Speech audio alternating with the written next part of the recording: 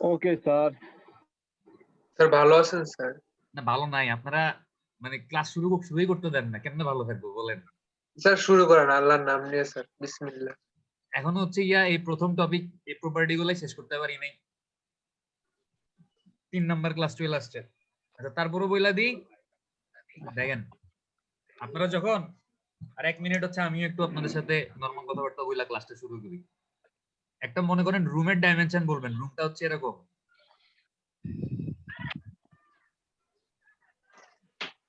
এদিকে হচ্ছে 12, এদিকে হচ্ছে 24।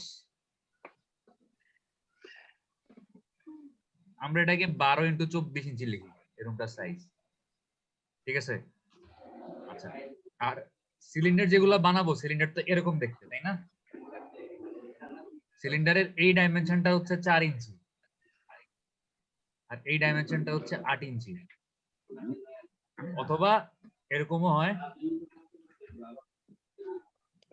এই ডাইমেনশনটা হচ্ছে কত ইঞ্চি, আর একটু বড় সাইজের 6 ইঞ্চি, আর এটা হচ্ছে কত 12 ইঞ্চি। বোঝা গেছে? জি স্যার।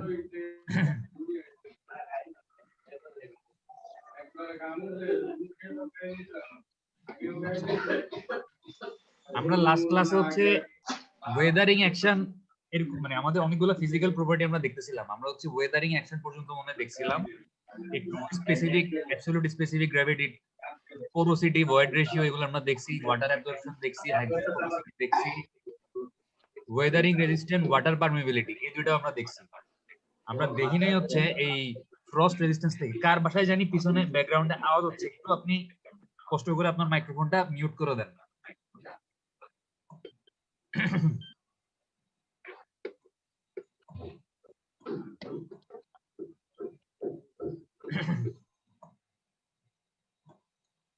দাঁড়ান, পেজগুলো উল্টাপাল্টা হয়ে গেছে কেন জানি। আচ্ছা যাই হোক, আমরা শুরু করি। দেখেন ফ্রস্ট রেজিস্ট্যান্স, আজকে আমরা এখান থেকে শুরু করতেছি। ফ্রস্ট কি জিনিস বলেন তো?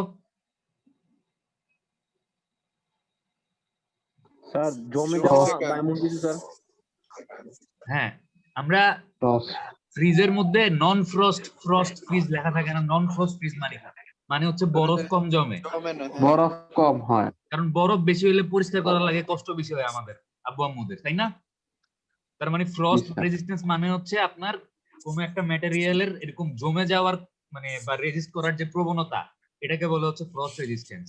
আমাদের দেশের জন্য এটা তেমন কোনো প্রবলেম না, কারণ আমাদের দেশে বরফ পড়ে না।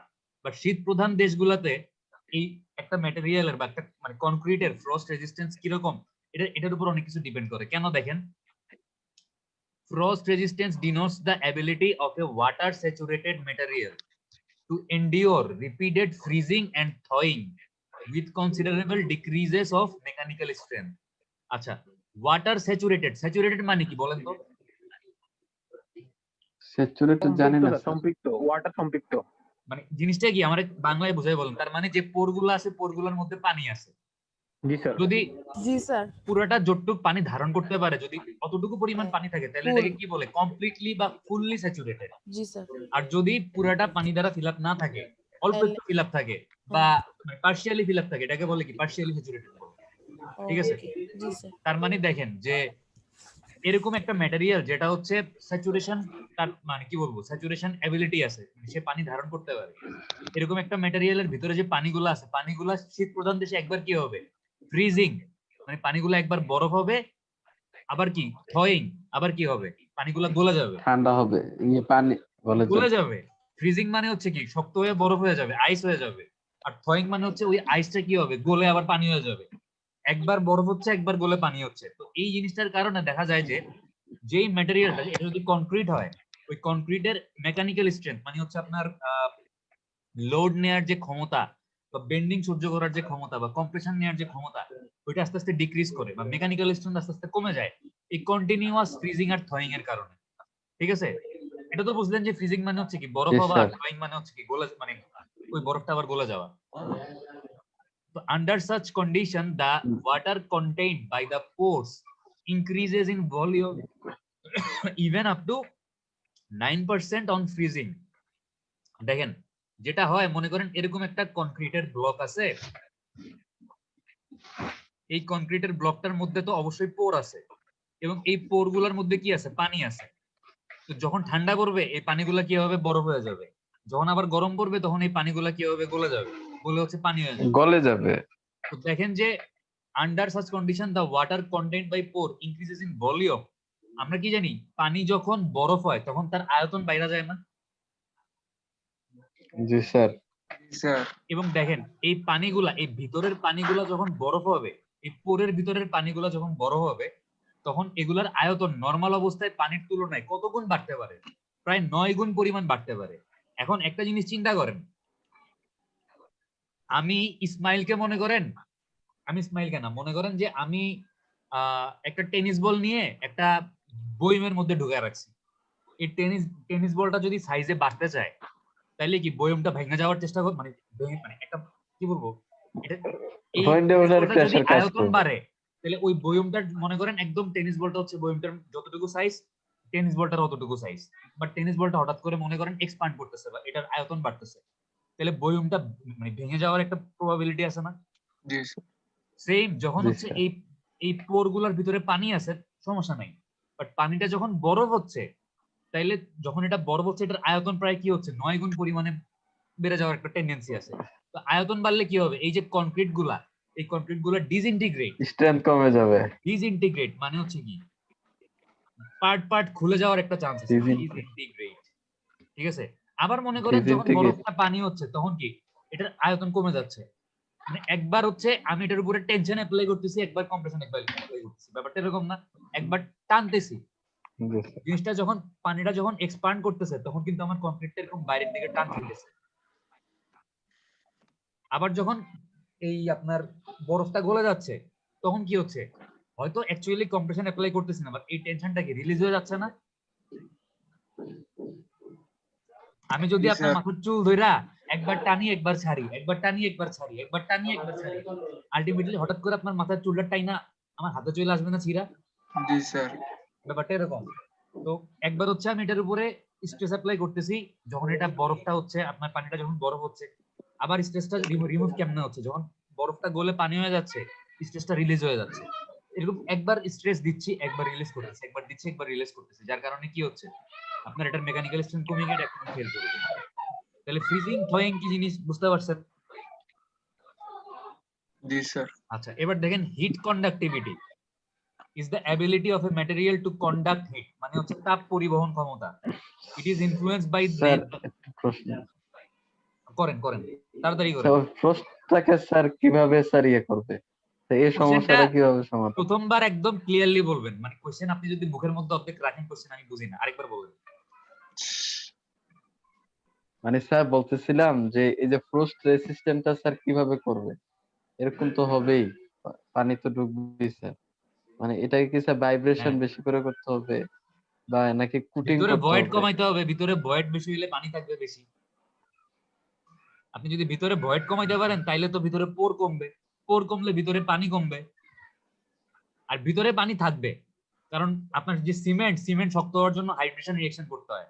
তো হাইড্রেশন রিঅ্যাকশন করতে হলে পানি লাগবে, এটা আপনি দেখবেন। মানে যখন সিমেন্ট পরবেন তখন দেখবেন যে কেন কিউরিং। পানি থাকে, পানি কিছুটা পানি থাকে এবং এই পানিটা হচ্ছে সিমেন্ট যখন শক্ত হয় হাইড্রেশন রিঅ্যাকশন করে এই সিমেন্টই হচ্ছে ভিতরের পানিটা আস্তে আস্তে অ্যাবজর্ব করে। ঠিক আছে।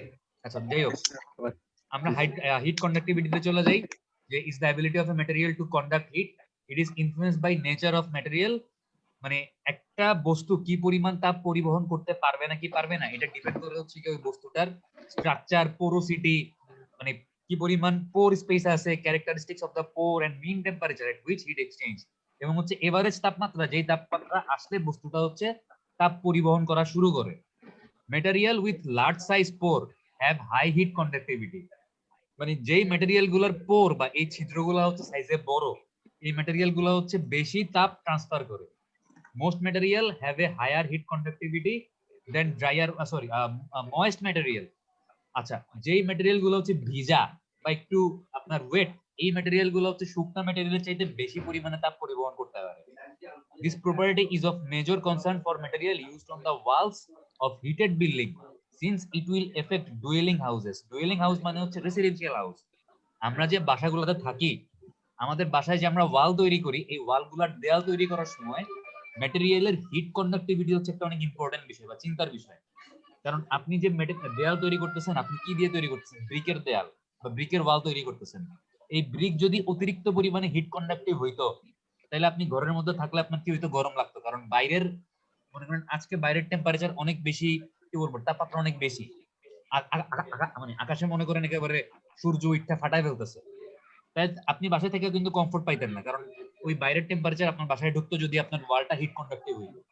বাট ওয়ালের হিট কন্ডাক্টিভিটি কম দেখে বাইরের টেম্পারেচার কিন্তু ভিতরে অতটা ঢুকতে পারতেছে না, যার জন্য আপনি বাইরে গরম থাকলেও বাসার ভিতরে কিছুটা হইলেও কমফোর্টেবলি বসতে পারতেছেন। তাহলে ম্যাটেরিয়ালের হিট কন্ডাক্টিভিটি কেন ইম্পর্টেন্ট, মানে এই ডুয়েলিং হাউস বা রেসিডেন্সিয়াল হাউসের জন্য, বুঝতে পারছেন? আচ্ছা, এবার দেখেন জি স্যার, জি sir. Thermal capacity. Thermal capacity হচ্ছে একটা বস্তুর তাপ ধারণ ক্ষমতা, একটা হচ্ছে তাপ পরিবহন ক্ষমতা। মনে করেন একটা লোহা, আমরা জানি যে লোহা কি তাপ পরিবাহী। লোহার এক মাথায় তাপ দিলে আপনি যদি হাত দিয়ে আরেক মাথা ধরে রাখেন, তাহলে একটু পরে কি আপনি টেম্পারেচারটা ফিল করতে পারবেন, কারণ লোহা কি করে? তাপ পরিবহন করে। আর থার্মাল ক্যাপাসিটি হচ্ছে বস্তুর তাপ ধারণ ক্ষমতা, কতটুক তাপ সে ধরে রাখতে পারে। আচ্ছা, thermal capacity is the property of a material to absorb heat described by its specific heat, মানে তাপ ধারণ ক্ষমতা বা তাপ শোষণ ক্ষমতা বলতে পারেন, এবং এটাকে আমরা হচ্ছে আপেক্ষিক তাপ বা এই যে স্পেসিফিক হিট, এই টার্মটা দিয়ে প্রকাশ করি বস্তুর তাপ ধারণ ক্ষমতাকে। Thermal capacity is of concern in the calculation of thermal stability of walls of heated building and heating of material for concrete laying in winter. আপনি যখন হচ্ছে একটা বস্তুকে কি বলবো, একটা ওয়াল তৈরি করবেন বা এরকম একটা বিল্ডিং তৈরি করবেন, তখন হচ্ছে একটা বস্তু কি পরিমাণ তাপ ধারণ করতে পারে বা কি পরিমাণ টেম্পারেচার অ্যাবজর্ব করতে পারে, এই জিনিসটা আপনাকে মাথায় রাখতে হবে। কারণ মনে করেন যে আমাদের যে বাসাগুলা আপনি চিন্তা করেন যে আপনি যে বাসায় আছেন, আপনাদের এক রুম থেকে আরেক রুমকে আমরা ভাগ করছি কিভাবে, বা নরমালি বিল্ডিংটা ভাগ করা কিভাবে হয়েছে? পার্টিশন ওয়াল দিয়ে। একটা বিল্ডিং এ আল্লাহ মাফ করুক, যখন আগুন লাগে, টার্গেট থাকে এটাই যে বিল্ডিং, মানে এক রুমে যদি আগুন লাগে, পাশের রুমে যেন ওই আগুনটা না ছড়ায়। এখন আপনি আমাকে বলেন যে একটা রুম, মনে করেন এরকম একটা রুম আছে, তার পাশে আরেকটা রুম, আমি মনে করেন একটা দেয়াল আঁকলাম, এটা হচ্ছে একটা দেয়াল, মনে করেন এই রুমে মনে করেন আগুন লাগছে। এখন এই রুমের আগুন এই পাশের রুমে, মানে এটা মনে করেন রুম নাম্বার 1, এটা হচ্ছে রুম নাম্বার 2। তো রুম নাম্বার 1 এর আগুন রুম নাম্বার 2 তে, মনে করেন এই দেয়ালের মধ্যে কোনো, মানে কি বলবো, কোনো জানলা নাই, দরজা নাই, তাহলে এই 1 থেকে 2 তে আপনার এই আগুনটা আসবে কেমন? আসতে পারবে? স্যার প্রথমত আসতে পারবে না, দ্বিতীয় ক্ষেত্রে যদি স্যার হিটটা যদি বেশি ছড়ায় তাহলে স্যার আসতে পারবে স্যার। ভয়েস কথাটা একটু মানে মাইক্রোফোনটা মুখের কাছে নিয়ে বলেন, বুঝতেছি না। স্যার হ্যালো হ্যাঁ ভয়েস বলেন। স্যার যদি আপনারা আমাদের পার্টিশন ওয়ালটা যদি থাকে, তাহলে প্রথমত আগুনটা ছড়াইতে পারে বেশি টেম্পারেচার, মানে আপনার ছাইরা দেয়, মানে হিট কন্ডাক্ট মাল ক্যাপাসিটি, তাহলে স্যার চার ওই পাশে যে আসবাবপত্র আছে ওইটাতে আগুন ছড়াতে পারে স্যার। আচ্ছা, হ্যাঁ, মানে আমি আপনাকে বলি যেটা হচ্ছে সেটা, যদি এই দুই ওয়ালের মাঝখানে মানে এই দুইটা রুমের মাঝখানে ওয়াল ছাড়া আর কোনো আসা যাওয়ার জায়গা না থাকে, একটা ওয়াল আছে, একটা সলিড, মনে করেন ইটের দেয়াল আছে বা কনক্রিটের ওয়াল আছে, তাইলে কিন্তু আপনার আগুনটা ছড়াইতে অনেক বেশি টাইম লাগবে, বা মনে করেন যে মানে অনেক ক্যান্সার ছড়াবে না। হয়তো এই রুমে যারা আছে, এই রুমে যদি কোনো মানুষ থাকে, তারা টেম্পারেচারটা ফিল করতে পারবে, কিন্তু আগুন আসবে না। এখানে যদি একটা জানলা থাকতো বা একটা দরজা থাকতো, দরজাটা মনে করেন কাঠের দরজা, তাহলে কিন্তু ওই দরজা আগুন ধরে, মানে আপনার এই আগুনটা এক রুম থেকে আরেক রুমে খুব ইজিলি ছড়াইতে পারে। তো একটা ম্যাটেরিয়াল আসলে কতটা তাপ ধারণ করতে পারে, তাপ শোষণ করতে পারে, বা এই জিনিসটা হচ্ছে আপনার বিল্ডিং এর ডিজাইন করার সময়, বা আপনি যখন আপনার এক বিল্ডিং তৈরি করার সময় কোন একটা পার্টিকুলার ম্যাটেরিয়াল ইউজ করবেন, এটা অনেকটা মাথায় রাখতে হয়। কারণ এখনকার দিনে এরকম অনেক দরজা আছে যে দরজাগুলো হচ্ছে আসলে আপনার হিট রেজিস্টিভ বা ফায়ার রেজিস্ট্যান্স আছে দরজাগুলো, এই দরজাগুলোতে আগুন লাগে না, বা দরজাগুলো হচ্ছে এরকম এক রুম থেকে আরেক রুমে যেন আগুন আসতে না পারে, মানে দরজাগুলো নিজেরাই হচ্ছে আগুনকে বাধা দেয় আসতে। তারপরে আপনার এরকম সিলিং আছে, মানে মাথার উপরে যে ছাদ আছে, দেখা যায় যে এরকম বাইরের দেশগুলোতে ছাদগুলা হয় মানে উডেন ফ্লোর হয়, এরকম দেখবেন বাইরের দেশে যারা বড়লোক মানুষজন, তাদের বাসার ফ্লোরটা কি হয়? Wooden floor. তো এই উড কিন্তু হচ্ছে আপনার ফায়ার রেজিস্টিভ না, আগুন ছড়ানোর জন্য খুব তারা কি বলবো খুব আগুনের জন্য তারা খুব ভালো, তারা আগুনকে হচ্ছে ছড়াইতে দেয়। তো এরকম একতলা থেকে আরেক তলায় হচ্ছে এরকম উডেন ফ্লোরের মাধ্যমে আগুন ছড়াইতে পারে। তো এরকম যেন এরকম ফ্লোরও আছে যে আপনার ফায়ার রেজিস্ট্যান্স ফ্লোর, যে ফ্লোর গুলো হচ্ছে আগুন ছড়াইতে দেয় না। ঠিক আছে, তাহলে বুঝতে পারলেন যে এই থার্মাল ক্যাপাসিটি আপনার কেন ইম্পর্টেন্ট। আরেকটা জিনিস দেখেন যে for concrete laying in winter, শীতকালে যখন আপনার কনক্রিট কাস্টিং করা হবে, আমি দেখি নাই বা এরকম প্র্যাকটিক্যালি পড়িও নাই কোথাও, বাট হয়তো বাইরের দেশগুলোতে শীতকালে কনক্রিট ঢালাই দেওয়ার সময় কনক্রিটটাকে টেম্পারেচার দিয়ে একটু মানে চেষ্টা করা হয় এটা টেম্পারেচার একটু বেশি রাখার জন্য।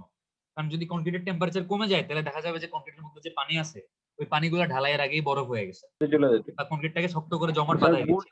স্যার বুর্জ খলিফাতে স্যার এমন হয়েছিল স্যার, আপনার ওই যে তারা রাত্রে বেলা ঢালাই করতো স্যার, দিনের বেলা ঢালাই দিত না।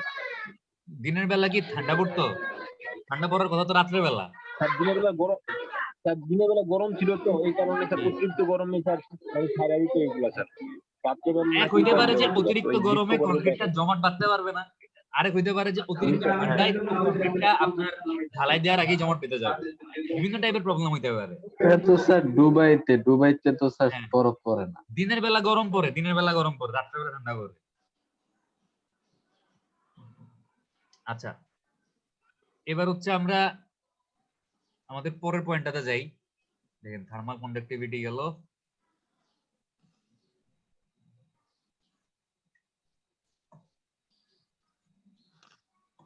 ফায়ার হ্যাঁ বলেন।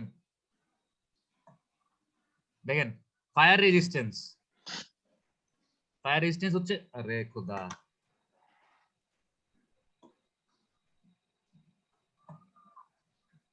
fire resistance is the ability of a material to resist the action of high temperature without any appreciable deformation and substantial loss of strength. আচ্ছা দেখেন, ফায়ার রেজিস্ট্যান্স হচ্ছে একটা ম্যাটেরিয়ালের আগুনকে প্রতিহত করার ক্ষমতা, এবং সে প্রতিহত করবে কিভাবে, তার স্ট্রেংথেরও তেমন কোনো ডিক্রিজ হবে না, তার চেহারা সুরতেরও তেমন কোনো পরিবর্তন হবে না। একটা ওয়াল, আপনি যদি একটা ইট নিয়ে ইটটারে একটু আপনি মনে করেন 5 মিনিট 6 মিনিট 10 মিনিট আগুনে পোড়ান, তাহলে ইটটার কালার বাদে আর তেমন কোনো চেহারা সুরতের পরিবর্তন আসবে? আছে না স্যার, না স্যার। আপনারা যে বারবিকিউ করার সময় ইট ইউজ করেন, এই ইট তো দেখা যায় যে 1 ঘন্টা 2 ঘন্টা 3 ঘন্টা আগুনে পুড়তেছে, এই ইটের কি চেহারা সুরতের তেমন কোনো পরিবর্তন আসে? না স্যার, কালো হয়ে যায়, কালো হয়ে কিন্তু যায়, পরিবর্তন- কারণ অনেকক্ষণ তাপ দেওয়ার কারণে বা অনেকক্ষণ পুরানোর কারণে এটা কালার চেঞ্জ হয়। কিন্তু ইট কিন্তু দেখবেন মোটামুটি শক্তই আছে। তার মানে একটা ম্যাটেরিয়ালের ফায়ার রেজিস্ট্যান্স বলতে আমরা বুঝি যে ম্যাটেরিয়ালটা কতক্ষণ হচ্ছে তাপ সহ্য করতে পারবে বা ফায়ারকে আগুনকে সহ্য করতে পারবে উইদাউট এনি ডিফরমেশন, মানে তার চেহারা স্রোতের কোনো পরিবর্তন আসবে না, তার চেহারা স্রোত যেরকম ছিল সেরকমই থাকবে, কিন্তু তার আপনার যে লস অফ স্ট্রেংথ, মানে স্ট্রেংথ যতটুকু আছে স্ট্রেংথ তো তেমন একটা কমবে না। আপনি যদি লোহাকে তাপ দেন লোহা কিন্তু গলে যাবে, যদি গ্লাসকে তাপ দেন বা কাঁচকে তাপ দেন কাঁচ কিন্তু গলে যাবে। তার মানে লোহা কাঁচ এগুলোর কিন্তু ফায়ার রেজিস্টিভিটি। ইসমাইল একটু মিউট কর, তোর বাসায় অনেক আওয়াজ। ঠিক আছে, আচ্ছা সবাই মিউট করে রাখবেন, যার যদি কোনো কোশ্চেন করতে মন চায় দেন আনমিউট করে কোশ্চেন করেন। আর আমি যদি কোনো কোশ্চেন করি, আপনারা তো নিশ্চয়ই ক্লাস করার টাইমে মানে জুমে ঢুইকা ঘুরতে চলে যান না, আশা করি ল্যাপটপ নিয়ে স্যার। সামনেই থাকেন। যদি জি, বলি স্যার। যে কিছু জিজ্ঞেস করি জাস্ট আনমিউট করে আনসার দিবেন, আর বাকিটা সময় মিউট করে রাখেন, ঠিক আছে, যাতে নয়েজটা একটু কম হয়। আচ্ছা দেখেন, এখন হচ্ছে আমরা দেখি যে ফায়ার রেজিস্টিভ ম্যাটেরিয়াল আর those which char, smoulder and ignite with difficulty when subjected to fire or high temperature for long period but continue to burn or smolder only in the presence of flame. আচ্ছা দেখেন, এই চার মানে হচ্ছে সম্ভবত হচ্ছে কার্বনিয়াস material, যে material গুলোর মধ্যে কার্বন আছে। আপনার মনে করেন কয়লা, আমরা বারবিকিউ করার সময় কয়লা পোড়াই না? জি স্যার। এখন একটা কয়লাকে যখন Yes, sir. আচ্ছা যখন বারবিকিউ করার সময় কয়লাটার মধ্যে আগুন ধরান, আগুনটা কি খুব নরমালি ধরে না আগুনটা ধরাইতে কষ্ট হয়? কষ্ট হয়। ফ্যানের বাতাস দিয়া এরকম বাতাস দেওয়া লাগে না ফ্যান দিয়ে? জি স্যার। তার মানে দেখেন, আর যখন পাখা দেওয়া লাগে। কয়লাটা যখন আগুন ধরে আগুনটা কি দাউ দাউ করে জ্বলে না ধিকি ধিকি করে জ্বলে? দেখি স্যার। দিকি দিকি যে কাজ চলে। স্মোল্ডার ওয়াটার দেখতেছেন, স্মোল্ডার সম্ভবত স্মোল্ডারের মানে হচ্ছে এরকম মানে দাউ দাউ করে জ্বলবে না, ধিকি ধিকি করে জ্বলবে না, অল্প অল্প জ্বলবে, ঠিক আছে? এবং দেখেন জি, স্যার। ইগনিশন মানে কি?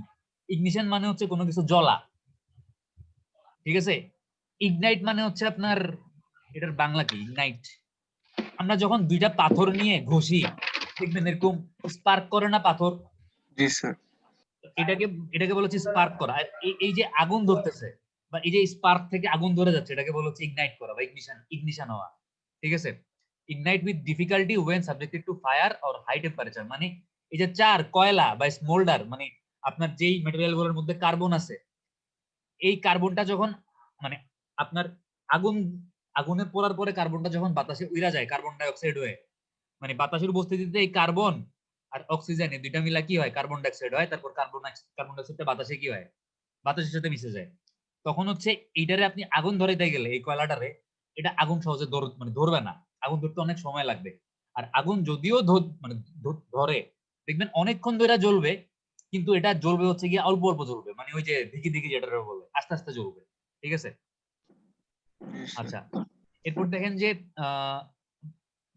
long period but continue to burn or smolder only in the presence of flame, এবং এটা কেমনে জ্বলবে? এটা কিন্তু আপনি একবার আগুন এটার কাছে নিয়ে আগুনটা সরাই ফেললে কিন্তু জ্বলবে না, আপনার এটার কাছে আগুন সবসময় রাখতে হবে, মানে একটা শিখা, আগুনের শিখা এটার কাছে রাখতে হবে। এরকম ম্যাটেরিয়াল কি আছে? Wood impregnated with fire proofing chemical. কাঠ কিন্তু নরমালি খুব ভালো মতো জ্বলে, বাট আপনি যদি কাঠের উপরে একটা ফায়ার প্রুফিং কেমিক্যাল, আগুনকে প্রতিহত করতে পারে এরকম কেমিক্যালের একটা কোটিং দেন, বা কাঠের উপর একটা বার্নিশ করেন এরকম একটা কোটিং দিয়ে, তাহলে ওই কাঠটা কিন্তু আপনার কি হবে? ওই কাঠটা সহজে আগুন ধরবে না, ঠিক আছে? নন কম্বাস্টিবল ম্যাটেরিয়াল। কম্বাশন মানে কি? কম্বাশন মানে হচ্ছে দহন বা আগুন ধরা, বা আমরা ছোটবেলায় দহন বিক্রিয়া করছি না, যে কোনো বস্তু অক্সিজেনের উপস্থিতিতে কতটা পুড়তে পারে বা জি কতটা স্যার। আগুন ধরতে পারে, এটাকে হচ্ছে দহন বলে বা কম্বাশন বলে। জি স্যার। নন কম্বাসিবল ম্যাটেরিয়াল হচ্ছে যেই মানে ম্যাটেরিয়াল গুলা অক্সিজেনের উপস্থিতিতে পুড়ে না বা আগুন ধরে না। তো নন কম্বাস্টিবল ম্যাটেরিয়াল নাইদার স্মোল্ডার নর চার under the action of temperature, মানে আপনার কি বলবো, যেই ম্যাটেরিয়াল গুলো হচ্ছে আপনার চারও না আবার হচ্ছে স্মোল্ডারও না, এবং যে ম্যাটেরিয়াল গুলো হচ্ছে আপনার আগুন মানে আগুন ধরবেই না, মানে সহজে আগুন ধরে না যেগুলোতে, এগুলোকে বলা হচ্ছে নন কম্বাস্টিবল ম্যাটেরিয়াল।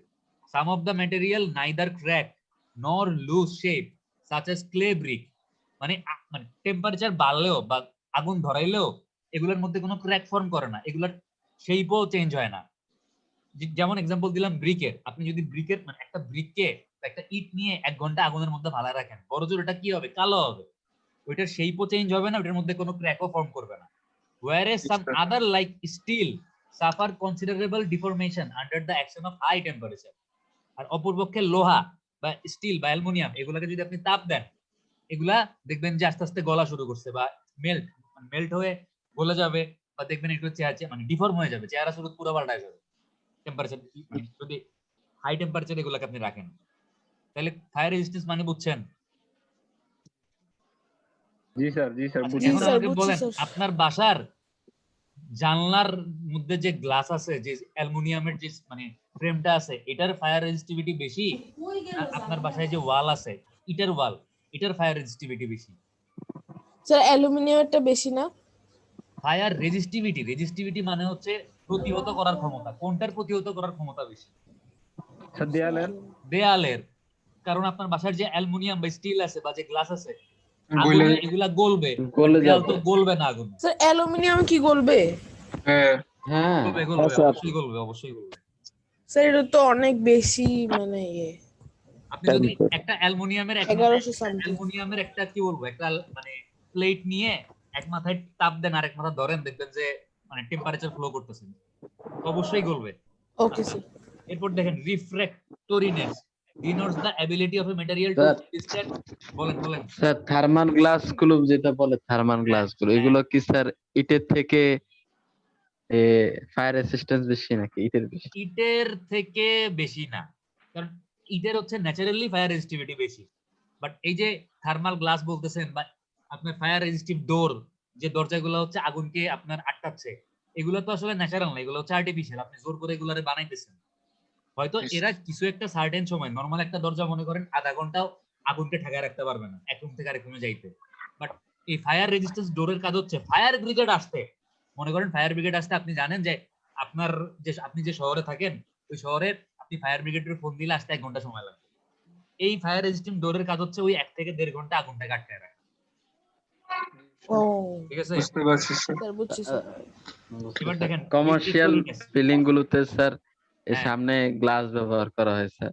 হ্যাঁ, কমার্শিয়াল তাহলে বিল্ডিং স্যার এটা গুলোতে কি দেখতে সুন্দর ঝুঁকিপূর্ণ লাগার জন্য না? গ্লাস ব্যবহার করা হয়, কিন্তু গ্লাস কিন্তু আগুনের জন্য রিস্কি। মানে আপনি একটা গ্লাস নিয়ে একটু টেম্পারেচার দিলে দেখবেন গ্লাসটা গলে গেছে বা এটা পানিতে আছে। ফেটে যাবে। জি স্যার, সূর্যের আলো তো স্যার একটা জায়গা। আমার মনে আছে আমি যখন মানে এসএসসি পরীক্ষা দিছিলাম, এসএসসি প্র্যাকটিক্যালের সময় আমার প্র্যাকটিক্যাল মানে অ্যামোনিয়া জানি কি একটা পড়ছিল, আমি হচ্ছে টেস্ট টিউব ফাটাই ফেলছিলাম, এরকম মানে বোকার মতো টেম্পারেচার দিচ্ছিলাম টাস করে টেস্ট টিউব ফেটে গেছিল। মানে নিয়ম ছিল হচ্ছে আপনার ওই যে বুনসেন বার্নার দিয়ে আমরা তাপ দিতাম না ছোটবেলায়, আমিও মনে আছে? ফাটাই। জি স্যার, বুনসেন বার্নার। ওই অ্যামোনিয়া টেস্ট করার সময় এরকম টেস্ট টিউব নিয়ে হচ্ছে টেস্ট টিউবটাকে একবার বুনসেন বার্নারের মানে সামনে নেওয়া লাগে আর আবার সরাই ফেলতে হয়, মানে কন্টিনিউয়াস আপনার ওটা মানে ওটার সামনে রাখা যায় না। নাড়াই তো কন্টিনিউয়াস রাখলে কি হয়, কন্টিনিউয়াস রাখলে টেম্পারেচার বাড়তে একটা সময় টেম্পারেচার এতই বাড়ে যে গ্লাস ফেটে যায়। তো আমার প্র্যাকটিক্যালের সময় আমার হচ্ছে ওটা ফেটে গেছিল, তো যার জন্য আমি মনে হয় একটু ধরা গেছিলাম। যাই হোক, দেখেন refractoriness denotes the ability of a material to withstand prolonged action of high temperature without melting or losing shape. Fire resistance মানে হচ্ছে কতক্ষণ আপনার আগুনকে আটকায় রাখতে পারবে, আর রিফ্রেক্টরিনেস এটার মানে হচ্ছে অনেক লম্বা সময় ধরে যদি একটা বস্তুকে আপনি আগুনের মধ্যে এক্সপোজড অবস্থায় রাখেন, সে উইদাউট মেল্টিং মানে সে গলবে না, and losing shape without losing shape মানে তার শেপের কোনো পরিবর্তন আসবে না, সে কতক্ষণ হচ্ছে এই আগুনের ইফেক্টটাকে রেজিস্ট করতে পারে বা আগুনের ইফেক্টের কারণে ধরে তার রাখতে পারি। চেহারা সুরত, তার শেপ, তার স্ট্রেংথে কোনো রকম বা পরিবর্তন আসবে না, এইটাকে বলা হচ্ছে রিফ্রেক্টরিনেস। ঠিক আছে, জি স্যার। আচ্ছা, material resisting prolong temperature of 1580 degree Celsius or more are known as refractory, মানে যেই ম্যাটেরিয়াল গুলা 1580 ডিগ্রি সেলসিয়াস বা তার চাইতেও বেশি টেম্পারেচারে অনেকক্ষণ ধরে যদি আপনি ফালায় রাখেন, এটার শেপে কোনো পরিবর্তন আসবে না, এটা গলবে না, এই ধরনের ম্যাটেরিয়াল গুলাকে বলা হচ্ছে রিফ্রেক্টরি ম্যাটেরিয়াল। আর যে ম্যাটেরিয়াল গুলা হচ্ছে দেখেন high melting material can withstand temperature from 1350 থেকে 1580 ডিগ্রি, মানে যদি আপনার একটা ম্যাটেরিয়াল 1580 ডিগ্রি থেকে তার চাইতেও বেশি টেম্পারেচারে না গলে, এগুলাকে বলা হচ্ছে রিফ্রেক্টরি ম্যাটেরিয়াল। ঠিক আছে, কোন ম্যাটেরিয়াল যদি 1350 থেকে 1580 এই টেম্পারেচারের মধ্যে গলে, তার মানে এই কোন একটা ম্যাটেরিয়াল গলনাঙ্ক আর স্ফুটনাঙ্ক, বয়েলিং পয়েন্ট আর মেল্টিং পয়েন্ট, এই দুইটা ছোটবেলায় শুনছেন না? জি জি স্যার। স্যার। আমরা জানি পানির স্ফুটনাঙ্ক কত ডিগ্রি, 100। 100 ডিগ্রি সেলসিয়াস তাপ দিলে হচ্ছে পানি ফুটতে শুরু করে। জি স্যার। এরকম এক একটা ম্যাটেরিয়ালের স্ফুটনাঙ্ক মানে এক একটা। জি স্যার। স্ফুটনাঙ্ক তো শুধু পানির ক্ষেত্রে, এক একটা ম্যাটেরিয়ালের কি আছে, গলনাঙ্ক আছে বা মেল্টিং পয়েন্ট আছে। জি স্যার। লোহার মেল্টিং পয়েন্ট একরকম, গ্লাসের মেল্টিং পয়েন্ট একরকম। অ্যালুমিনিয়াম যে ম্যাটেরিয়াল গুলা 1580 ডিগ্রি সেলসিয়াস থেকে বেশি তাপমাত্রাতেও গলে না, এগুলাকে কি বলে, এগুলাকে বলা হচ্ছে রিফ্রেক্টরি ম্যাটেরিয়াল। আর যে ম্যাটেরিয়াল গুলা 1350 থেকে 1580 এই টেম্পারেচারের মানে গলা যায়, এগুলাকে বলা হচ্ছে হাই মেল্টিং ম্যাটেরিয়াল, মানে গলনাঙ্ক অনেক বেশি। আর যেই ম্যাটেরিয়াল গুলো হচ্ছে 1350 ডিগ্রি চাইতে কম তাপমাত্রাতেই গলা যায়, এগুলাকে বলা হচ্ছে লো মেল্টিং ম্যাটেরিয়াল। ঠিক আছে, জি স্যার। ঠিক আছে। Low melting material with state temperature below 1350। হ্যাঁ বলেন কি বলতেছিলেন, আরেকবার বলেন। একটা एग्जांपल উদাহরণ দিতে স্যার।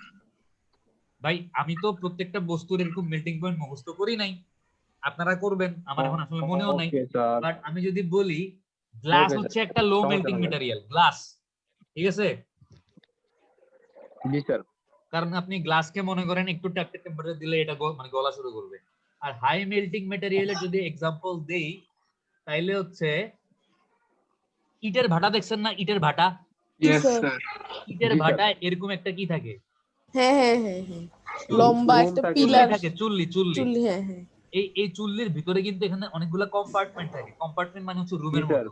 এই রুমগুলোর মধ্যে হচ্ছে ইট ঢুকাই দিয়ে আগুনে পোড়ায়। এই রুমের তেমন যে একটা দেয়াল, ভিতরে। এই রুমের যে দেয়াল, এই দেয়াল বানাইতে যে ইটটা ইউজ করছে, এই ইট যদি লো মেল্টিং হয় তাহলে দেখা যাবে ইট পোড়ানোর সময় দেয়াল গইলা গেছে। জি স্যার। তো এই রুমগুলা বা এই কম্পার্টমেন্টের যে মানে ইটগুলা থাকে, এই ইটগুলা অনেক হাই মেল্টিং মানে ম্যাটেরিয়াল বা এরকম অতি উচ্চ তাপ সহ্য করার মতো ইট ইউজ করা হয়, যেন আপনার এই চুল্লির ইটগুলা, চুলা বানাইতে আপনি যেই ইটগুলা ব্যবহার করছেন এই ইটগুলার কোনো ক্ষতি না হয়। স্যার বুঝছি স্যার, এগুলা পারা যাবে স্যার। রিফ্লেক্টেড যেটা, হ্যাঁ স্যার স্যার, একটু রিফ্লেক্টেড যে স্যার একটা ম্যাটেরিয়ালটা, জিনিস, এইটা কোনটা স্যার একটু? রিফ্রেক্টরি ম্যাটেরিয়াল যেগুলা হচ্ছে আপনার 1580 ডিগ্রির চাইতেও বেশি টেম্পারেচার রেজিস্ট করতে পারে। নিতে পারে। আচ্ছা জানি না, গুগলে সার্চ দিতে হবে, দাঁড়ান গুগলে সার্চ মেরে দেখি। আচ্ছা আপনারা সার্চ, আচ্ছা আমি দিই, সবকিছু আপনাদের উপর ছেড়ে দিলাম, স্যার আপনারা আমি বলবেন। দিচ্ছি স্যার। আচ্ছা ইসমাইল লেখ, আমি একটু আগাইতে থাকি, একদম সার্চ মারেন। স্যার পরীক্ষার জন্য কি সব থিওরি পড়তে হবে? মানে সব থিওরি পড়তে হবে মানে হচ্ছে এই ডেফিনেশন গুলো আপনার জানা লাগবে, ঠিক আছে? কাকে বলে? হ্যাঁ, কারণ এগুলো আপনাদের পরবর্তীতে অনেক জায়গায় মানে দেখবেন যে সামনে যখন জিনিসগুলো পড়বেন, আপনি যদি এই টার্ম গুলো না চিনেন, রিফ্রেক্টরিনেস কি জিনিস, হিট কন্ডাক্টিভিটি কি জিনিস, স্পেসিফিক ওয়েট কি জিনিস, স্পেসিফিক টেম্পারেচার কি জিনিস, তখন আপনার মনে হবে যে আয় কি বলতেছে এগুলা। জি স্যার। ঠিক আছে, তো এই টার্মিনোলজি গুলা বুঝতে হবে এবং কোনটা আসলে কি। যেমন মনে করেন আপনি যখন সামনে পড়বেন, আপনাকে বলা হলো যে এটার ভয়েড রেশিও কম, এটার পোরোসিটি বেশি, আপনি যদি ভয়েড রেশিও আর পোরোসিটি কি জিনিস না জানেন, আপনি কি তখন জিনিসগুলা ধরতে পারবেন? আপনার মনে হবে না যে জিনিসগুলো আপনার কাছে অপরিচিত? জি স্যার। তো যেন জিনিসগুলো এরকম অপরিচিত মনে না হয়, এই জন্য এই টার্মগুলা খুব ভালো মতো বুঝবেন, নিজেরা পড়বেন আর বুঝবেন যে আসলে কোনটা কি ধরনের প্রপার্টি। আচ্ছা Yes, বলেন, sir. হাই রিফ্রেক্টরি ম্যাটেরিয়ালের কোন এক্সাম্পল পাইছেন? ইসমাইল গুগলে সার্চ দিয়ে কিছু পাইছেন? স্যার পাইছি স্যার, সিলিকন, ম্যাগনেসিয়াম, ক্যালসিয়াম এগুলো। আচ্ছা আমরা একটু আগাই, আমরা লাস্টে গিয়ে হচ্ছে এটা নিয়ে আমরা কথা বলবো। দেখেন, chemical resistance is the ability of a material to withstand the action of acid, alkali, sea water and gases.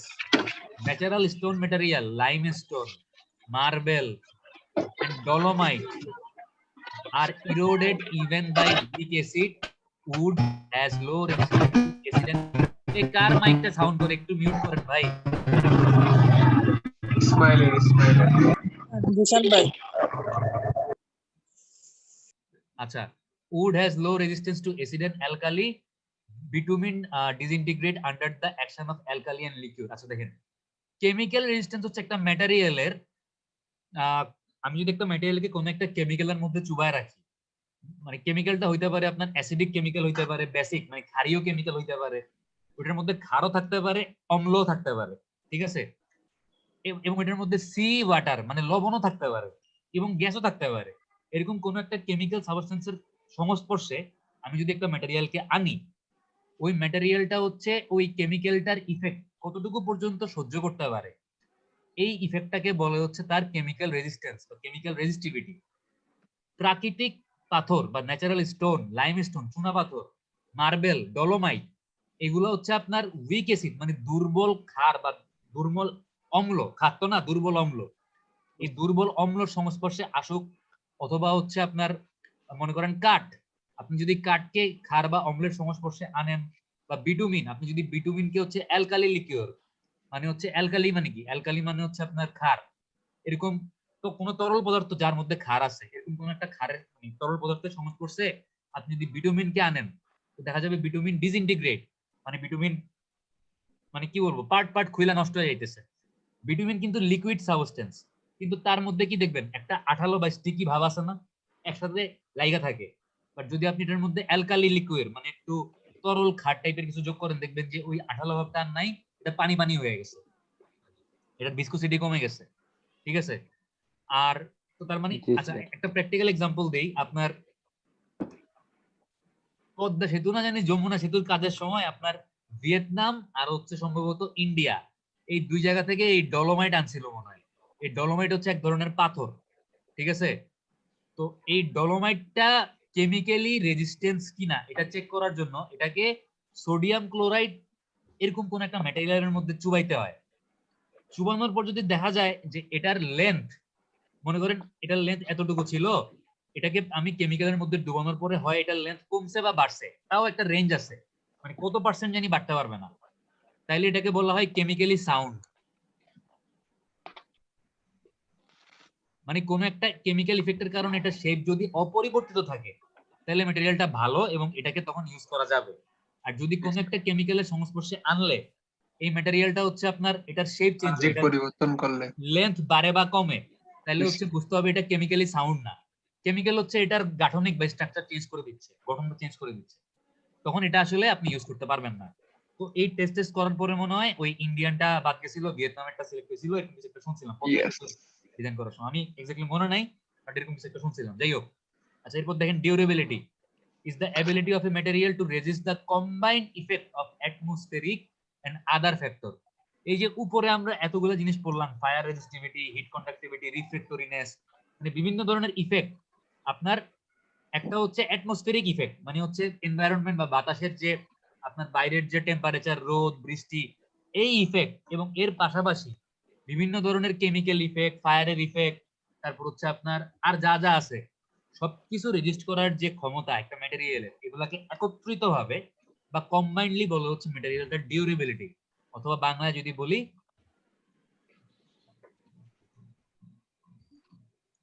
স্থায়িত্ব বলে। বোঝা গেছে? Yes sir. আচ্ছা, এতক্ষণ যে প্রপার্টি গুলো আমরা বললাম, এই প্রপার্টি গুলো ছিল ম্যাটেরিয়ালের কি প্রপার্টি? ফিজিক্যাল প্রপার্টি, ঠিক আছে। এখন আমরা দেখবো হচ্ছে ম্যাটেরিয়ালের মেকানিক্যাল প্রপার্টি। মেকানিক্যাল প্রপার্টি প্রথমটা কি দেখেন, strength is the ability of the material to resist failure under the action of stress caused by loads, the most common being compression, tension, bending and impact। আচ্ছা, প্রথমে আসি যে compression কি জিনিস। এটা মনে করেন একটা বস্তু, আপনি যদি বস্তুটাকে এভাবে চাপ দেন অথবা এভাবে চাপ দেন, এটাকে কি বলে? কম্প্রেশন না টেনশন বলে? কম্প্রেশন। এটাকে বলে হচ্ছে কম্প্রেশন। যে জিনিসটা হচ্ছে বস্তুটাকে ভর্তা করে দেওয়ার চেষ্টা করবে। মনে থাকবে যে কম্প্রেশন মানে হচ্ছে কোনো কিছুকে ভর্তা করে দেওয়ার চেষ্টা করা। কি করা? জি স্যার, ভর্তা স্যার। আমি যদি আপনার মাথার মধ্যে আমার হাত দিয়ে একটা বাড়ি দেই, তাহলে কি আমি কম্প্রেশন অ্যাপ্লাই করতেছি না টেনশন অ্যাপ্লাই করতেছি? কম্প্রেশন। আমি যদি আমার পা দিয়ে আমার মানে পাশে যে ওয়াল আছে, ওয়ালের মধ্যে একটা লাথি মারি, তাহলে কি আমি কম্প্রেশন দিচ্ছি না টেনশন দিচ্ছি? টেনশন। কম্প্রেশন, লাথি মারতেছি। ও আরে আচ্ছা, ওয়াল রে।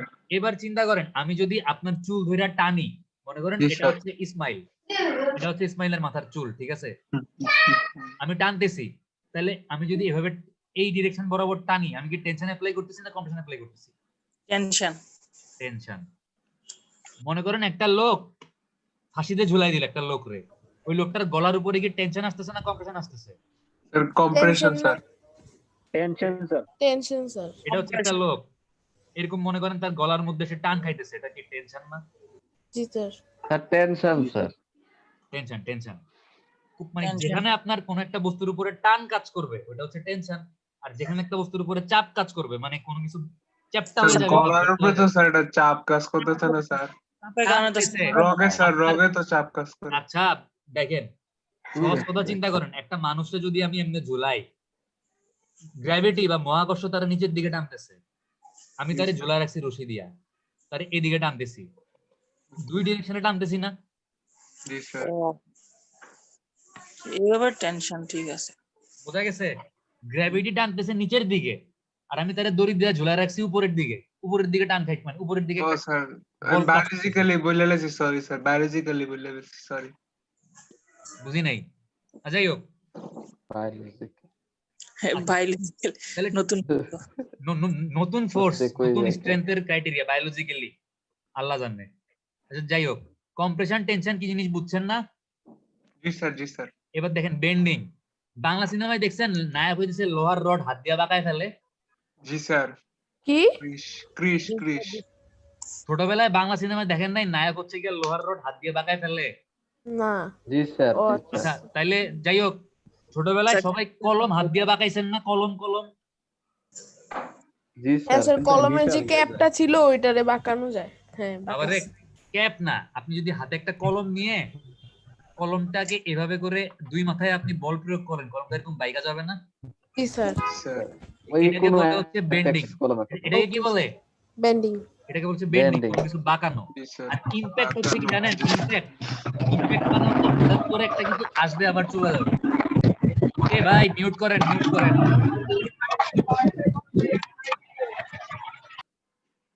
আচ্ছা দেখেন, মনে করেন আমি আপনার গালের মধ্যে একটা ঘুষি মারলাম, ঠিক আছে?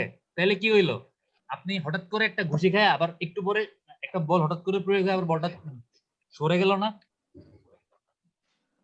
বা জি মনে স্যার। করেন একটা ট্রেন স্যার। চলতেছে, ট্রেন, এই পয়েন্টে ট্রেনের এই চাক্কাটা কতক্ষণের জন্য থাকবে? 1 সেকেন্ড বা 2 সেকেন্ডের জন্য থাকবে না? ইভেন 1 সেকেন্ডও না, মাইক্রো সেকেন্ড। একটা ট্রেন মনে করেন সামনে আগাইতেছে, আমি একটা পয়েন্ট চিন্তা করতেছি, এই পয়েন্টে ট্রেনের চাক্কাটা কতক্ষণ ধরে লোড অ্যাপ্লাই করবে?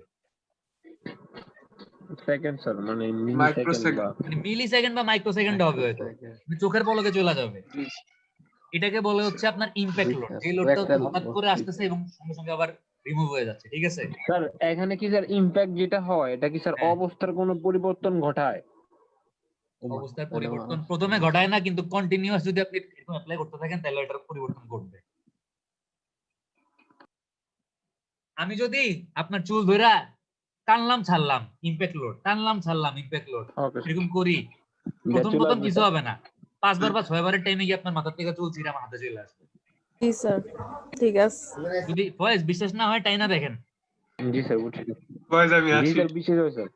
The importance of studying the various strengths will be highlighted from the fact that materials such as stone and concrete have high compressive strength but a low 1 to 5 to 1 to 50 tensile bending and impact strength.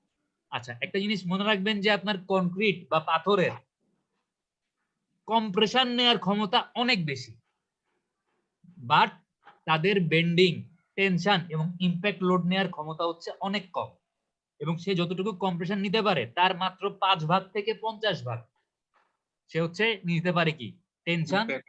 অথবা bending অথবা হচ্ছে আপনার impact. জি sir. এবার আমার এমন একটা মেটেরিয়ালের নাম বলেন যে মেটেরিয়ালটা টেনশন বেন্ডিং অনেক ভালো নিতে পারে এবং ইমপ্যাক্ট অনেক ভালো নিতে পারে, এরকম একটা মেটেরিয়ালের নাম বলেন তো। রাবার। রাবার। রাবার। রাবার রে বাঁকাইলে বাঁকে না? জি স্যার। আপনি যদি আপনার হাতে একটা রাবার নিয়ে একটু ভাঙার চেষ্টা করেন, ছোটবেলায় কেউ রাবার ভাঙেন নাই? জি স্যার বাংছি স্যার, অনেক বাংছি। ভাঙছেন। আছে। হ্যাঁ রাবারের মোটামুটি বেন্ডিং পাওয়ার আছে, প্লাস্টিকের বেন্ডিং পাওয়ার কম বাট রাবারের বেশি। কিন্তু আমাদের আশেপাশে কনস্ট্রাকশনের কাজে ব্যবহার হয় এরকম একটা মেটেরিয়ালের নাম বলেন যেটার টেনশন নেওয়ার ক্ষমতাও ভালো, বেন্ডিং নেওয়ার ক্ষমতাও ভালো, ইমপ্যাক্ট নেওয়ার ক্ষমতাও ভালো। Sir rod. স্টিল বা রড সিলভার রড। হ্যাঁ জি স্যার। জি স্যার। Rod sir, rod. এটা মনে রাখবেন, নরমালি যখন আমরা একটা বিম চিন্তা করি, একটা বিম, এই বিমের মধ্যে কি আছে, এরকম রড আছে না? জি ইয়েস স্যার। স্যার। জি একটা স্যার। বিমের মধ্যে কম্প্রেশনও আসে টেনশনও আসে। তো এই বিমটা বানাইতে আমি যে কংক্রিটটা ব্যবহার করছি, এই কংক্রিটটা হচ্ছে কম্প্রেশনটুকুকে ব্যালেন্স করে, কারণ কংক্রিটের কম্প্রেশন নেওয়ার ক্ষমতা বেশি, জি আর স্যার। ভিতরে যে রড গুলো আছে সে হচ্ছে কি টেনশনটাকে ব্যালেন্স করে, কারণ স্টিলের টেনশন নেওয়ার ক্ষমতা বেশি, ঠিক আছে? জি স্যার। আচ্ছা তাহলে স্ট্রেংথ কি জিনিস আশা করি বুঝতে পারছেন। আমরা এর পরের পয়েন্টটাতে চলে যাই, কারণ লাস্ট এটা শেষ হবে না, এটা শেষ করতে হবে। আচ্ছা, শেষ। আর বেশি নেই, দেখেন হার্ডনেস প্রচুর theory. is the ability of a material to resist penetration by a harder body. Mohs scale is used to find the hardness of material. It is a list of 10 minerals arranged in the order of increasing hardness. Hardness of metal and plastic is found by indentation of a steel ball. কিছুই বুঝি নাই, তাই না? জি sir. Hardness মানে জি, হচ্ছে sir. একটা জি sir. বস্তুকে যদি আপনি আরেকটা বস্তু দিয়ে গুতা মারেন, ওই বস্তু থেকে যদি আপনি পেনিট্রেট বা ভেদ করার চেষ্টা করেন, তখন ওইটা আসলে কতটুকু প্রতিহত করতে পারে এটাকে বলা হচ্ছে হার্ডনেস, ঠিক আছে? এবং এটা মেজার করা হয় কোন ইউনিটে বা কোন স্কেল দিয়ে, এটাকে বলা হচ্ছে মোস স্কেল। এই স্কেলটা হচ্ছে একটু গুগলে সার্চ দিলে দেখবেন যে এরকম 10টা ম্যাটেরিয়ালের নাম আছে এবং প্রত্যেকটার হার্ডনেসের ভ্যালুগুলো দেয়া আছে। সবচাইতে হার্ড ম্যাটেরিয়াল প্রবাবলি হচ্ছে ডায়মন্ড, সবচাইতে শক্ত ম্যাটেরিয়াল, ঠিক আছে, হীরা। হীরার হার্ডনেস প্রবাবলি সবচেয়ে বেশি। তো এটা মেজার করা হয় হচ্ছে আপনার এটা আমাদের ল্যাবরেটরিতেও একটা যন্ত্র আছে, ওই যন্ত্রটা হচ্ছে মাথায় এরকম একটা নিডেল থাকে আর এখানে একটা স্টিলের বল থাকে। আপনি এই স্টিলের বল দিয়ে একটা মনে করেন লোহার টুকরা নিলেন, এই লোহার টুকরাটাকে চাপ দিবেন, এই চাপ দেওয়ার পরে চাপ দিয়ে কি করবেন, এটা ফুটা করে ফেলার চেষ্টা করবেন বা এটার মধ্যে একটা পেনিট্রেট করার ট্রাই করবেন এবং একটা নির্দিষ্ট পরিমাণ আপনি 1 মিনিট বা মানে 5 সেকেন্ড বা 6 সেকেন্ড একটা নির্দিষ্ট পরিমাণ টাইম আপনি এটাকে চাপ দিয়ে এই স্টিলের বলটাকে সরাই ফেলবেন, দেখবেন যে এটার গায়ের মধ্যে স্টিলের বলের কোনো ইমপ্রেশন বা দাগ পড়ছে কি, ঠিক আছে? এবং ওই দাগ থেকে বা ওই মানে কতটুকু আসলে এটার শেপ বা চেহারা বা স্টিল বলটা কতটুকু পেনিট্রেট করতে পারতেছে, এটা থেকে হচ্ছে হার্ডনেস মেজার করা হয়। আচ্ছা, তো এরপর দেখেন elasticity is the ability of a material to restore its initial form and dimension after the load is removed. Within the limit of elasticity of solid body, the deformation is proportional to the stress. Ratio of unit stress to unit deformation is termed as modulus of elasticity. A large value of it represents a material with very small deformation. কি বুঝছেন বলেন? কিছু বুঝছেন? জি sir, মানে হচ্ছে বস্তুটা sir আগের অবস্থায় আসার ইলাস্টিসিটি মানে হচ্ছে একটা বস্তুকে কতক্ষণ মানে সে তাপ মানে বল প্রয়োগ করার পরে তার অবস্থায় পরিবর্তন হবে, ওই বলটা সরাই ফেলার পরে তার আগের অবস্থায় ফিরে আসার যে প্রবণতা বা ফিরে আসার যে ক্ষমতা, এটাকে বলা হচ্ছে ইলাস্টিসিটি। আপনি যদি একটা গ্রাফ চিন্তা করেন এরকম, মনে করেন এক্স অক্ষে আপনি বসাবেন হচ্ছে স্ট্রেস। স্ট্রেস মানে কি? আমরা চাপ পড়ছি না ছোটবেলায়, চাপ, জি স্যার। চাপের সংজ্ঞা কি চাপ ছিল? দেওয়া প্রতি আছে। একক বর্গ ক্ষেত্রফলের উপর প্রযুক্ত বলের মানকে চাপ বলে আমরা পড়ছিলাম না? জি স্যার পড়ছিলাম। তার মানে চাপ বা পড়তেছি। স্ট্রেস মানে হচ্ছে লোড ডিভাইডেড বাই কি? এরিয়া। জি sir. Load divided by area. আমি মনে করেন এক্স অক্ষে বসাবো হচ্ছে স্ট্রেস আর ওয়াই অক্ষে বসাবো হচ্ছে কি? স্ট্রেইন বা ডিফরমেশন বা বিচ্যুতি, ঠিক আছে? তো দেখেন যে আমি মনে করেন একটা লোহার টুকরা নিলাম, আমি এটাকে এই দুই মাথা বরাবর টানতেছি, আমি যত টানবো বা যতটুকু বল প্রয়োগ করব, আমি এই বল মনে করেন আমি এটাকে 100 কিলো নিউটন বলে টানতেছি, এদিকেও 100 কিলো নিউটন, এদিকেও 100 কিলো নিউটন। আচ্ছা, আমি যদি এটাকে একটু বড় করে চিন্তা করি, এই মাথাটা দেখতে এরকম না? মাথাটা দেখতে কি এরকম? জি স্যার, এমন স্যার। আমি যদি এখন এই 100 কিলো নিউটনকে এই এরিয়াটা দিয়ে ভাগ করি, এই cross sectional diameter sorry area, তাহলে আমি এটা বুঝছি স্যার। স্ট্রেসটা মানে এই স্ট্রেসের ভ্যালুটা পেয়ে যাব না? জি স্যার, জি স্যার। প্রথমে মনে করেন আমি 100 কিলো নিউটন বল অ্যাপ্লাই করলাম, এটার দৈর্ঘ্য ছিল মনে করেন 4 ফিট। 100 কিলো নিউটনের দৈর্ঘ্য ছিল 4 ফিট, মানে হ্যাঁ, আমি মনে করেন এই ফোর্সের মান আরেকটু বাড়াইলাম, 110 করলাম, এটার দৈর্ঘ্য 2 ইঞ্চি বা 3 ইঞ্চি বাড়বে না আস্তে আস্তে এরকম করে? তো এরকম কতটুকু স্যার, বাড়তেছে, বাড়বে আমি স্যার। এখান থেকে স্ট্রেনের ভ্যালুগুলো পাবো না? জি স্যার। আমি যদি একটা গ্রাফ জি আঁকি স্যার। ভ্যালুগুলো দিয়ে, আমি দেখবো একটা নির্দিষ্ট সময় পর্যন্ত এই গ্রাফটা হচ্ছে এরকম স্ট্রেট লাইন বা লিনিয়ার আসবে, মানে যতটুকু স্ট্রেস অ্যাপ্লাই করব স্ট্রেনটা তার কি হবে? প্রপোর্শনাল হবে। এরপরে গিয়া দেখবো হুম। আপনার কম বল প্রয়োগ করলেও স্ট্রেন অনেক বেশি হইতেছে, মানে অল্প বলেই এটার দৈর্ঘ্য অনেক বেশি বেড়ে যাচ্ছে, এরকম একটা লাফ দিবে, বুঝছি। ঠিক আছে? স্যার, এবং এক সময় তো ছিঁড়ে যাবে না স্যার? এই পয়েন্টটাকে বলে হচ্ছে ইল্ড পয়েন্ট, এবং একটা সময় গিয়ে ছিঁড়ে যাবে, এটাকে বলা হচ্ছে ফেলিওর পয়েন্ট। এই গ্রাফটা হচ্ছে হয়তো শাফি স্যার আপনাদেরকে আরো ভালো মতো পড়াবে, যে স্ট্রেস স্ট্রেনের জিনিসগুলা শাফি স্যার আরো ভালো মতো পড়াবে, আমি জাস্ট হালকা একটা এক্সাম্পল দিলাম, ঠিক আছে? তো এই যে আপনার যতটুকু পর্যন্ত স্ট্রেস আর স্ট্রেইন হচ্ছে প্রপোর্শনাল বা লিনিয়ার, এই লিমিটটাকে বলে হচ্ছে ইলাস্টিক লিমিট। আর যখন হচ্ছে তার এই জিনিসটার প্রপোর্শনাল নাই, স্ট্রেস স্ট্রেইন, এটাকে বলা হচ্ছে প্লাস্টিক পয়েন্ট বা প্লাস্টিক লিমিট। এই ইল্ড পয়েন্টের পরে সে কোন জোনে চলে গেছে? প্লাস্টিক জোনে চলে গেছে, সে কিন্তু ইলাস্টিক জোনে নাই। আর একক স্ট্রেইনের সাথে একক স্ট্রেইনের মানে একক স্ট্রেসের সাথে unit stress divided by unit strain, এই রেশিওটাকে বলে হচ্ছে কি? Modulus of elasticity, E. Modulus of elasticity. স্থিতিস্থাপকতা গুণাঙ্ক নাকি একটা ছিল না? জি স্যার জি স্যার ছিল। স্থিতিস্থাপক গুণাঙ্ক। ঠিক আছে, আচ্ছা এখন একটা বস্তুর